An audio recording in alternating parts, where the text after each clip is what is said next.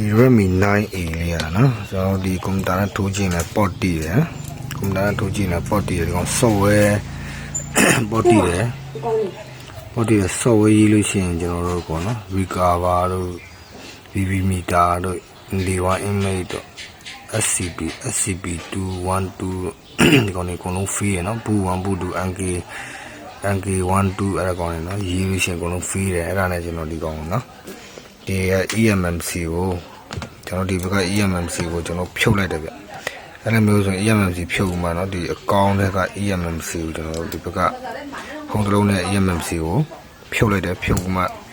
ဒီဘက်မှာကျွန်တော်ပြန်ပြီးမှခွာယူမှဒီ EMMC ရှင်းလိုက်တယ် EMMC ရှင်းလိုက်တော့ထုံးနေ၎င်းပေါ့တီးတယ်ပေါ့တီးတော့ပြန်ရေးတယ်ဗောနော်ပြန်ရေးတဲ့ခါကျတော့အကုန်လုံး OK ပြသွားတာဗောနော်အခု9ဆိုတော့software ပြန်ရေး OK ပြတယ် OK ပြပြီးတော့မှကျွန်တော်ပေါင်ဖွင့်ကြည့်လိုက်တော့ဒါနွားပြီပေါ့နော်တကယ်လို့အဓိကပြစ်ချက်ကတော့ကျွန်တော်ဒီကောင်